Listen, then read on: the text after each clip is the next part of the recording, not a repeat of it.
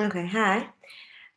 So what I wanted to talk about in this week's topic, I wanted to talk about anger, kaas in Hebrew, and I don't really need to explain what anger is. We all know what anger is, but what I want to focus on tonight with the stories and people are going to look at is um, is two things. Is one is that anger can be and is many times an inappropriate response, but at the same time, there is a time and place for anger. Like a lot of the midot we were saying, there's always a light and a shadow, a good side and a bad side to that midah, and anger is obviously no exception. But what I think is a little bit different. In regards to anger as opposed to the other midot that we spoke about so far is that anger is, in my opinion, I feel, and in other people's opinions as well, it's a very base emotion. It's very primal. It's very it's a very basic, basic emotion, and therefore I don't think we could talk about anger in the sense of having it or not having it. Everyone has anger on some level, and it's more about what we're going to see the talk today is more about how to control and manage and channel that anger, as opposed to other midot where we'll say we want to sort of build a midah or take away a midah. I think anger is more about channeling that midah um, more than any other midah. So let's start. Let's talk about. I'll share my screen a second. Anyone who wants to follow, or you could just listen. But we see in the way beginning of the Torah, one of the first stories is with Cain and Hevel, right? The two brothers, Cain and Hevel, and just I'll go through it. Most people know the story. We'll go through it quickly. Is that basically they bring sacrifices to God, and God takes Hevel's sacrifice and not Cain's sacrifice, and we're not going to go in because that could be a whole thing, and many commentators and people, many rabbis wrote about what exactly happened, why it happened, all those things. We're not going to go through that right now because that's not the focus. The focus is the reaction of Cain to this. So it says the El Cain ve'el minchato lo sha'a, that God did not choose to take the offering of Cain. Vayichad leCain me'od. Cain was extremely angry. Vayiplu panav, and his face fell. Okay, like he was very distraught. His face fell, and God tells him, Lama charal lach ulama naflu panecha. Why are you so angry? Why has your face fallen? And this next pasuk, there has been many interpretations. It's an extremely enigmatic pasuk. I'm not going to pretend to say that I know what this means, exactly what this means. But what I want to show is basically the idea that the pasuk is telling us, however you want to, every detailed interpretation you want to take from it. But the way the pasuk is structured, we see הלא אם תטיב שאת, ואם לא תטיב, לפתח חטאת רובץ, ועליך תשוקתך, ואתה תמשול בו. Basically, God here is giving Cain a choice. He's saying, if you do this, then if you do positive things, then you'll have a positive outcome, basically. And if you do a negative thing, a negative outcome will come. ואתה תמשול בו. That you should control those emotions that you have and be able to control, or some commentators say control your anger that you're feeling right now, or control your evil inclination to do anything evil. Basically, he's telling the however you want to specifically interpret it. It's God is telling him basically you have the ability to control your emotions, whether that be any evil inclination or desire, or whether that be specifically your emotion of anger here in this instance. And God is basically giving Cain the power and the confidence to say, okay, I could take this into my own hands, and even though I didn't like the outcome, that God didn't take my offering, I could change that. I could change something. However, he does not do this, and essentially, as most of us know, he ends up killing Hevel, and because of his anger. And we see that his anger was so rooted in his ego and what he thought he deserved and what he wanted, like about the antithesis of what we spoke about last time with the humility, about me seeing the other as opposed to, and my own strengths and their strengths and everything like that. This was the opposite. This was egocentric. This led to an immense anger, and it led to murder, right? Very unfortunately, the first murder in history, so to speak. So we look at this and we see that anger obviously can have a very, very unfortunate extreme reaction. It doesn't even need to be to the extent of murder like we have here, but obviously, unfortunately, not obviously, but unfortunately, we read and we hear and we know many stories of abuse, or even on a lower scale of bullying, and things that come out of anger.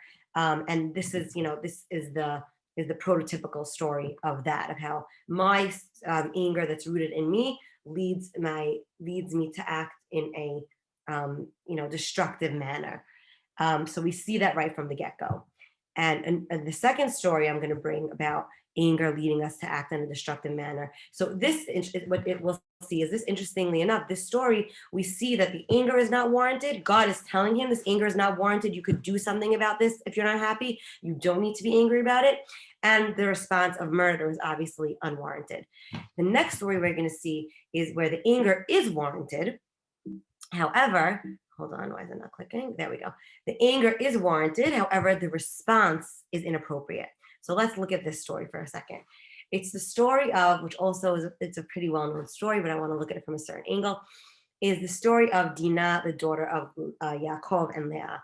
So Yaakov goes to the city of Shechem with his family. He settles there, and Dinah, his daughter, goes out to the city, and she and Shechem, essentially the crown prince, or what, the son of the leader of the tribe. It was tribal leadership at the time, and he sees her and he rapes her. So now the Yaakov and his family hear about this because Shechem sends messengers and says that he wants to marry her. He loves her and he wants to marry her, and they want to make a treaty amongst, because if you think about it, this was all tribal, and Yaakov had a pretty big tribe with his family, and Shechem is this tribe. They weren't empires at this point. They were all little tribal, familial tribes type of thing. And so they want to now make an alliance and marry, the families together. And Yaakov hears this and what happened to Dinah. And it says, V'charesh Yaakov ad bo'am, and he stays quiet about the instance. However, we see that his sons do not. Specifically Shimon and Levi. So it says, Ubnei Yaakov ba'u min hasadeh. They came back from the field, from whatever work they were doing. They were shepherds and things like that. And it says, Vayechad lahem me'od. They were fuming. They were so angry. Ki nevela asa b'Yisrael. It was a disgusting, disgraceful thing that happened. And Yaakov didn't respond. So they look at their father and they say, he was unresponsive. This is inappropriate. It was an atrocity, which of course, yes, it was, but they decide to respond in a very, very extreme way. So what do? They end up, I didn't bring all the psukim, but basically they make a treaty and they say, if you do brit milah and we join together as a tribe, that's the condition that all the men do brit milah, and then we will unite as a tribe. We'll all marry, excuse me, we'll all marry one another and become one big happy family, basically. But through this treaty, Shimon and Levi decide to take matters into their own hand. And when it's the third day of the Brit Milah, and the men are recovering and they're weak, they go and they annihilate the city. They kill all the men. They take the women and children as captives. They take their sheep and all their things, and they destroy the city. And Yaakov, Yaakov responds, and he hears when he sees what they did, and he says, "How could you do this? You embarrassed me and defiled my name in front of all the other tribes in the land. Because if you think about it, Yaakov's new in the land of Canaan, and then if they hear that he does this thing, no one's going to want to connect with him, and it's a big problem. And they answer and they say, "Kazonah yaset achotenu." These like very biting last words. Will our sister be like a prostitute? So. So basically, they feel, and Yaakov does not respond to that. So basically, from this story, we see, and we're going to continue about Shimon and Levi in a minute. But let's just sum up the story for a second. From this story, we see their anger was very warranted, right? Their sister was raped. Like, they obviously should be very angry. But the response of destroying the city was way too extreme that Yaakov said this was not the appropriate response. And he, at this point, um, does not do anything about it at this point. And we see later in his life, when we fast forward to the end of his life, when he's giving, his berachot, or last will and testament, or whatever you want to call it, at the end of his life to all his children, that's where he brings this up again. And we see, I brought two things side by side we're going to talk about, is Yaakov and Moshe both bless or leave the nation with final words at the end of their life. Yaakov leaves his immediate sons, right? His immediate 12 sons, and Moshe leaves the tribes with his final last words at the end of Sefer Devarim. And what's interesting, as we're going to see here, is how different the words are to Shimon and Levi. I didn't bring everyone, obviously, because that's not our purpose, but to Shimon and Levi. And what we also see is very different is that in Moshe's blessing and last words to the tribes, he does not even mention Shimon. They're forgotten. So let's look at this for a second. So on the right side, we have the Yaakov's words. Shimon veLevi achim, they are brothers. He lumps them as one, right? Their act unified them in a common bad, common negative act. I don't want to be involved with whatever they're doing. I don't want to be involved with them. My honor doesn't want to be defiled by them, because from their anger, they killed people and destroyed everything. He curses their anger.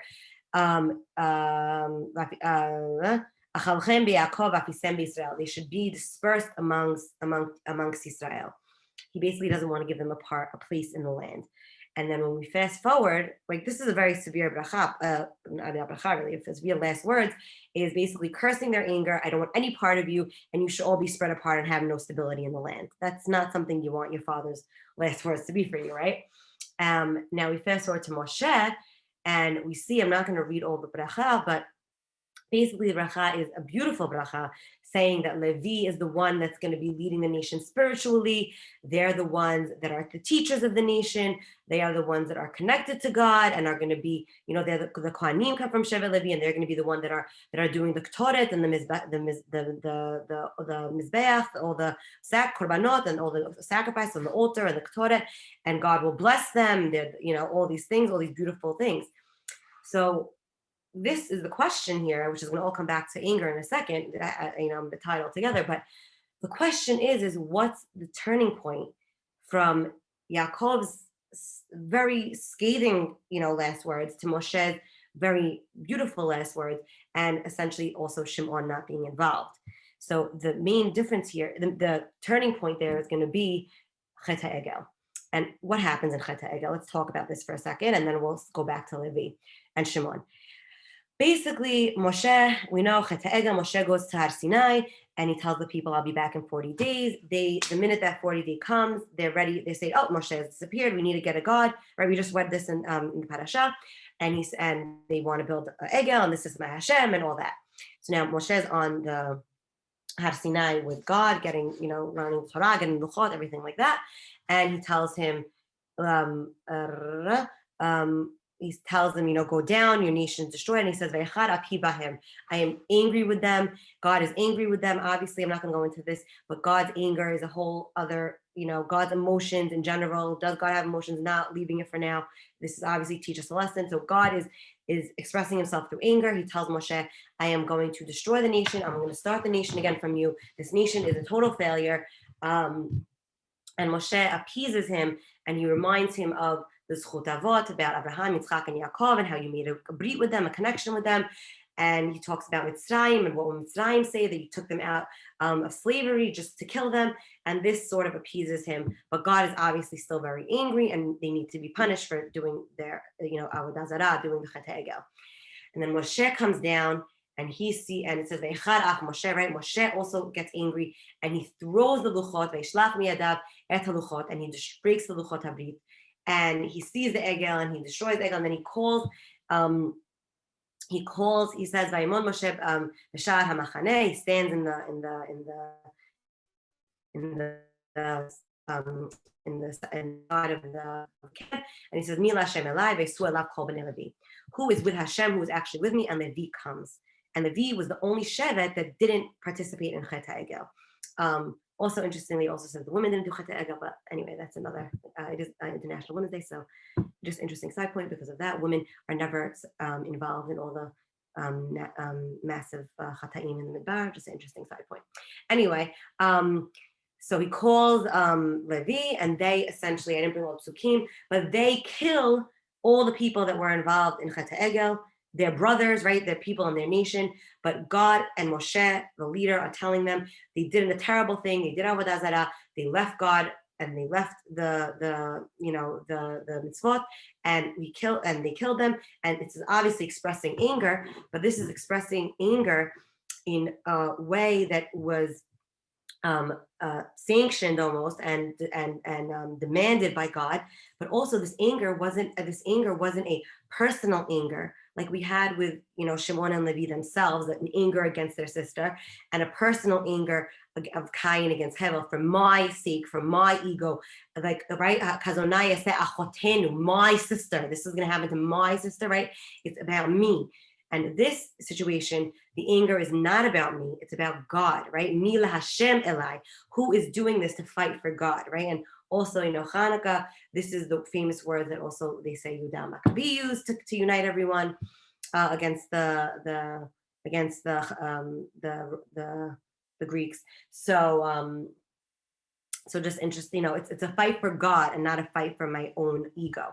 And because of this, fast forward later in Sefer Bamidbar, it talks about initially the Bechorot, the firstborn, were supposed to be the spiritual leaders and work in the Mishkan and the Beit HaMikdash and the service of God.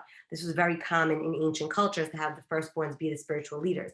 However, because the firstborns were involved in the sin, right? All the Shvatim, which were also people that were firstborn, were involved, and Shevet Levi wasn't. God says, and then it says, he counts all the zachar of the firstborn. It says,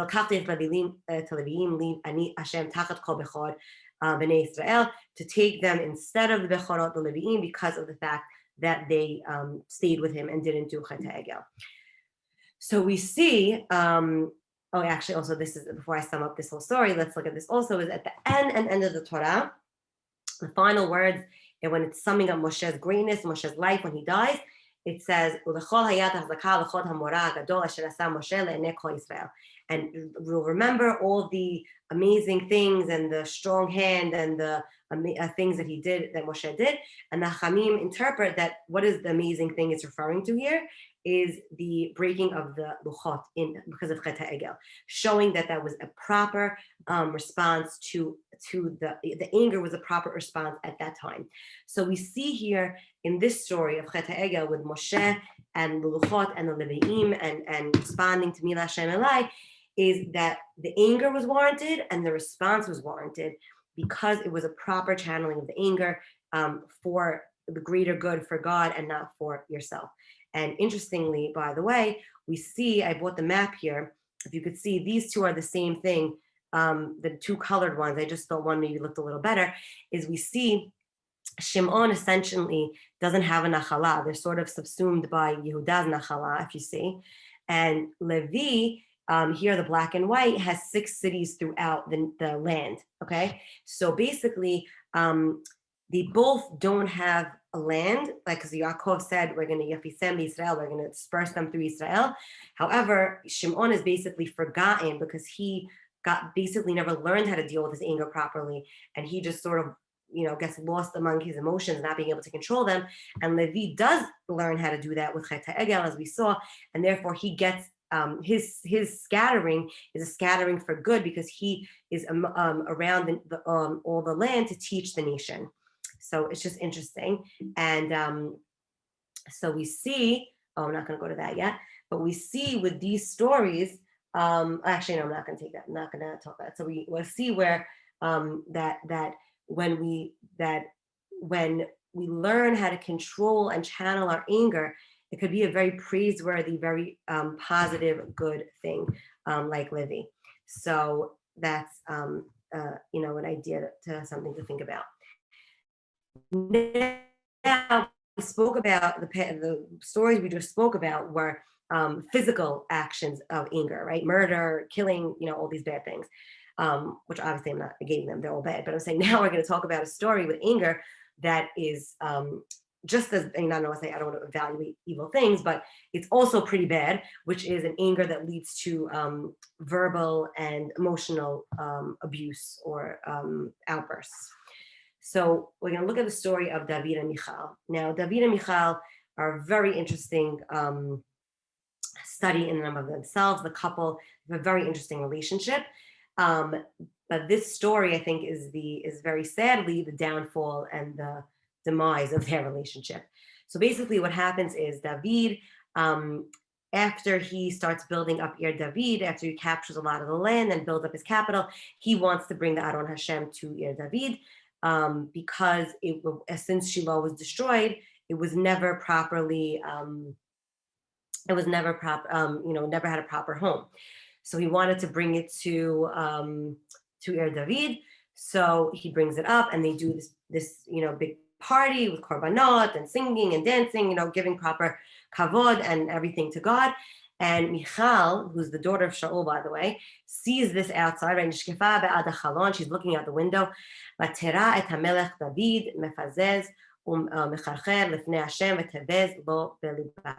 She sees David dancing and like exposing himself, almost like like his clothes were coming up. Let's say like his feet, they were wearing like cloaks or whatever, and it was coming up.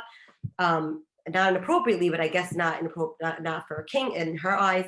And she belittles him or is embarrassed by him, right? That tivoz is like a little bit belittling or embarrassing, and then she's very shamed by him, so almost. And David, and now David ends up. I skipped a lot of the whole ceremony, and now David finishes blessing the nation, and Michal comes out. And they both say very, very scathing words to each other. So she says, "Vatomer ma nichvad hayom melech Israel, asher nigla hayom nene amahot avadav kehiglot niglot echad harakim." She's saying, what kind of respect is this that the king of Israel, exposed himself and or diminished himself to the level of echad harakim, one of the low lives. And David answers her, and he says, "Lifnei Hashem asher bachar bi me'avicha u'michol beto lesavot oti nagid al am Hashem al Yisrael v'sichati lifnei Adonai." So he says, "Oh, you know what I was doing when I was exposing myself, being vulnerable in front of and dancing and doing that whole thing? I was doing that in front of God. You know which God? The God that chose me instead of your father," right? She was Shaul's daughter. And, he's really sticking the knife in there, with his words. And that's who I was dancing in front of.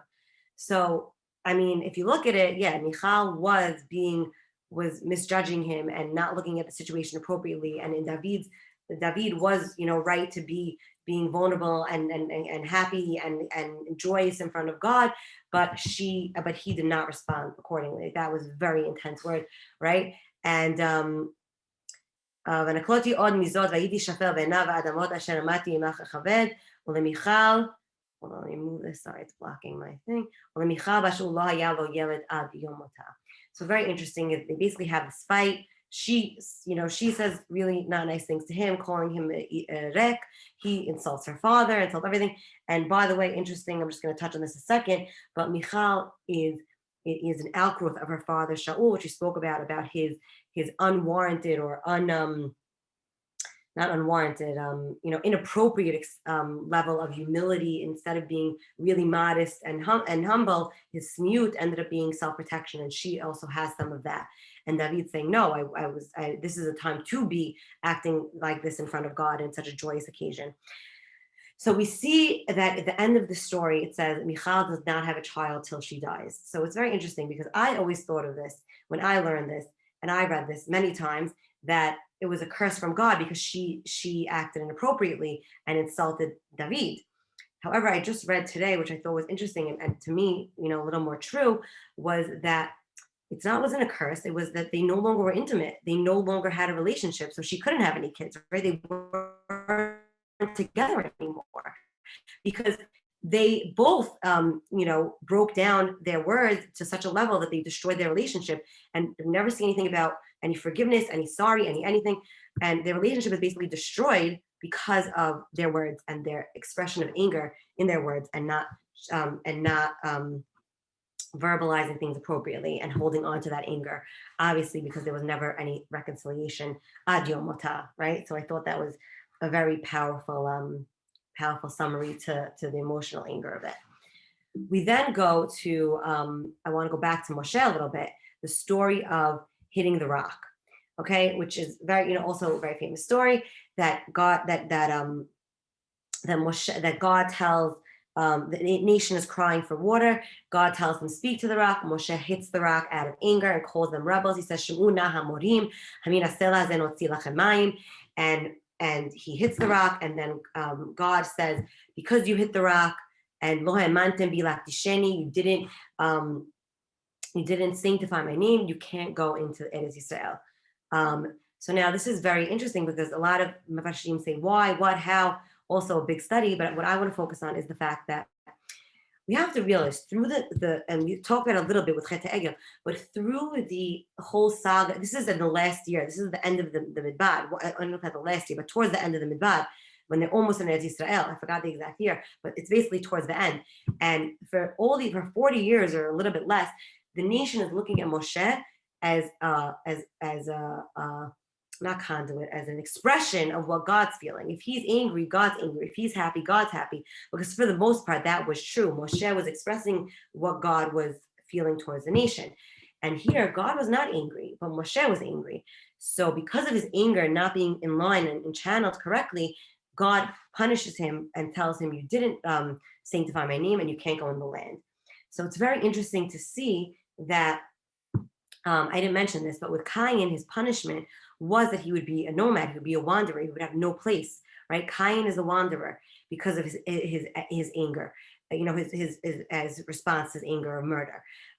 Levi and Shimon, because of their anger, essentially lose place in the land. They lose a nachala, and Moshe and Aharon are unable to enter the land because of their anger, their expression of anger at Meribah. So it's very interesting that we see. This is all connected to Eretz Yisrael, obviously, of not being able to connect to Eretz Yisrael, but anger will always lead, not always, but unchecked anger or inappropriate anger will always lead to loneliness and displacement and a feeling of uncertainty, a feeling of nowhere to go, right? Of I can't connect to people. I don't have a place, right? You're just shutting with someone who's very angry, shuts all the people out of their life. So that we see is a very clear outgrowth of the anger, is that you essentially isolate yourself from other people because no one's going to want to be around you. You're destroying relationships. Whether you're obviously to the extreme of murder or to a verbal, anger, expression of anger. We also see this with Hillel and Shammai. There's a lot of stories. I didn't really bring them, but I just want to touch upon in a second about Hillel and Shammai, the two famous. I'll call that in a second. With the two famous rabbanim that Shammai, when someone wanted to convert, he pushed them away, and he was being angry with them. And Hillel listened to them and taught them, and brought them to Yahadut. So we see that also. The lack of anger and openness of understanding brings people in and connects you to them. I also want to talk about something in the about. I'll stop the screen share for a second, and then we'll go back. That I want to talk about the physical and hormonal things that can lead to anger. That if we learn how to control them, it could limit a lot of things, and we could be in control of our anger instead of our anger controlling us. So, I mean, I'm going to say these things that most of you probably are common sense, but I just want to talk about them for a minute. Is if you're tired, you're more irritable, right? You're hungry, your blood sugar's low. Eat something, you won't be so angry, right? You have any financial or work pressure, right? You just got out of a really bad meeting or something, you found out really bad news about something, about a work prospect, you're going to be very angry. When you're physically not feeling well, if something's bothering you, right? All these things are avoidable, or not necessarily avoidable, but are more controllable. That if you know that you had a really bad day at work and now you're driving home and you're going to go into your house and now you snap at your family, no, say, I'm acknowledging, be self-aware. I'm acknowledging that I had a bad day, that I'm going to snap at someone, sit in the car for an extra 5 minutes, listen to a song, call a friend, whatever it is, whatever you need to be able to go in and not destroy the people in your life, right? The family that you're going to see, that that you want to build a relationship with and not destroy. There's also something I follow a psychologist on Instagram, but she deals a lot with postpartum issues, and it's something I never heard. A lot of us hear about, unfortunately, you hear about postpartum anxiety or postpartum depression, and she talks about something called postpartum rage, which I never heard of, but it really resonated when I heard about it. It makes a lot of sense. Is that she talks about that because of the lack of sleep and the lack of support and um, the lack of structure with a newborn, and also hormonally, obviously, that can lead to a mother being very irritable and having rage and lashing out when she normally wouldn't have. And this could be connected to postpartum depression and postpartum anxiety, or it could be its own thing.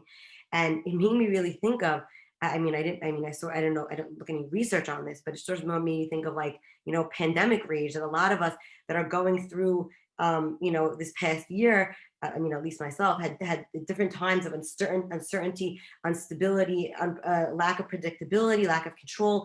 This leads you to get triggered by minor things that you wouldn't have necessarily been triggered by, and lash out on those things because of all those other factors. And of course, you can't control those factors, and you can't erase certain things that are happening in your life. But you could be, when you're aware of them, it makes it easier to take a breath and process them. Um, Another thing I want to talk about in regards to children, and why can't I find yeah, in regards to children, and I highly recommend this book. If you deal with children at all, or even not children, many adults don't pass certain levels of development and are still like children, unfortunately. But it's called The Whole Brain Child, and I found this. I'm not going to go through all of this, but I found this nice image which really visually sums up a lot of the ideas in the book, and I want to just touch upon that. It's written for, for dealing with children, but all these issues, people, unfortunately, and whatever, we deal through all our adult life a lot of times dealing with this. It talks about basically integrating your whole brain, that as humans, we have different parts of our brain, right? And we have to learn how to unite them all together. And that integration brings stability and brings calm, and a lot of the outbursts and anger and tantrums and all these things are because of the inability to integrate and use our whole brain. That's why it's called The Whole Brain Child. So I'm just going to talk for a second about this. If you want to learn more, I highly recommend reading this book. So it talks about the right and left brain, right? The images, emotional, personal, experiential versus the logical, literal, linguistic, linear. That a lot of times children are focused, or when we're in a very emotional, angry state, we're on the right brain, and we're responsive as opposed to being more logical and focused, right? We have to integrate those, and now that our emotions take over and sort of unite the two ideas. Also, the upstairs brain and the downstairs brain. You talk about the downstairs brain is more primitive. It's our emotions, it's our anger, it's our fight or flight, versus the upstairs brain, which is more working out problems and progressing. Right? Also talks about memory, integrating our memory, integrating the self versus the other, right? Realizing that I am part of a big world. It's not all about me, and I have to integrate with the world around me, right? So all these things about proper integration with our mind and with our emotions and our logic lead to controlling our anger, right? And like I said, anger is an emotion. You can't get away from it. No one's not going to be able to not feel anger. We have to control it and channel it as opposed to letting it control us. And even though we could have a first response, right? We're thinking human beings. We could have a first response. We also could have a secondary response. We also could realize and think back and say, I didn't act appropriately. How could I move forward next time? Also, there was a very good example that people say, oh, I just can't control myself. But if you think, I read this example about controlling your anger. Imagine you're in a fight with your spouse or with your child or with a friend, whoever, and all of a sudden your phone rings or there's a knock on the door and it's your boss or it's, someone important that you need to talk to. You manage very quickly to turn off your anger and play the part to that person. So why can't we think for a second and say, why am I getting so caught up in this? Imagine someone's watching me, right? And imagine someone's here that I need to impress. I could control myself. And so we have to always think, who's watching us, right? God, we could say, is watching us, or we could say our children are watching us, or even ourselves. Like I'm watching myself and I don't like the way I'm acting. It's like sometimes you get these outer body experiences about it, Um, so um, so I think also anger here, I want to talk about that for a second, but also anger shows us that we have something to fight for. Like Rambam talks about the fact that that we need to be angry sometimes when we're disciplining our children or raising our children. But what he says is we should be as an actor playing someone who's angry, meaning we shouldn't let our anger overtake us. We should be totally in control. But the child needs to see that anger is a warranted response for that action. For example, if the kid's running in the street, right, then you have to be angry and show them that that's very dangerous. But you have to be in control and not let your emotion take you. Um, I also want to end with two things that I think are takeaways that hopefully could help us all. Is Aristotle talks about the conditions to praiseworthy anger, and he says be angry for the right reasons, right? Don't over dramatize things. Be angry with the right person. Don't project, right? Don't have a really bad day in work and be mad at your boss or your coworker and then come home and destroy your family, right? Be angry in the right way, right? Have the proper response to that anger. And I think to me, one of the most important things is at the right time and the right length of time. Don't drag it out. If once the situation is done, work on reconciling or moving forward in the best way, and don't let it. Unfortunately, we hear these stories of families or partners in business that something happens, one gets angry at the other, and it destroys the family, it destroys the business, and they don't speak to each other for years, right? We hear these stories that are very unfortunate. So we don't need to do that. We shouldn't do that, and that's a very detrimental thing. And there's an angry diary recommendation of Professor Solomon Schimmel. He says whenever you have an angry episode, or if you're one that's very quick to anger and you're having a lot of outbursts, you should sit and think of the episode and ask yourself these questions. I'm going to go through them quickly, but I think it's so telling. It says, could I have avoided the provocation? Can I have avoided this somehow?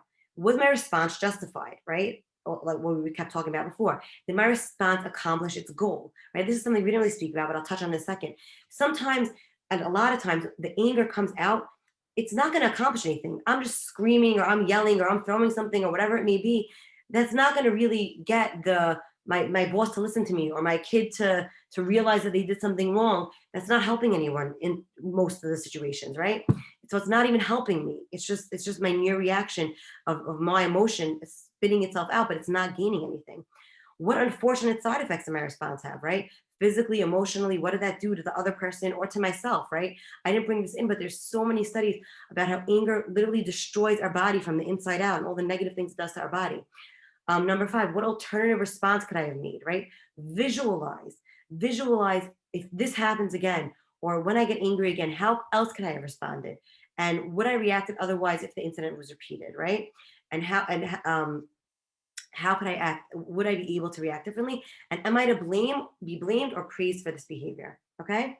And if you look at these things, it'll really dissect the issues that you're dealing with, and you can start to see patterns, right? And see what I need to work on and how I need to work on it, and if it's really worth it. And I just want to end with this quote from Seneca, who was a Roman philosopher. Yeah, I think I'm almost positive Roman. And he says, anger will cease and become more controlled if it finds that it must appear before a judge every day. So whatever that judge may be, if that judge is yourself and you do that anger diary, if that judges you thinking about what would, God, right? We talked about a lot about humility, about din and cheshbon before God, right? Is it my judge God? Is my judge the way my children look at me, or the way my friends look at me, or the way my spouse looks at me, or whoever, right? So when you look at that, then you're able to control that anger. And like I said, anger is, and I'm going to keep repeating this because I think it's very, especially if someone is prone to anger, it's not something where you just disappear, but we can learn how to control it, and it is warranted at times, and we need to balance all that. So my hope and blessing for all of us is that we learn how to get angry at the right time with the right response, and hopefully not too often, and to be in control of our anger and not let our anger control us. Thank you for coming, and I hope to see you next time. And yeah, have a good day. Good night. Good question. Thanks, Grandma. Really good. Of Thank course. you. Thanks for coming. Drink.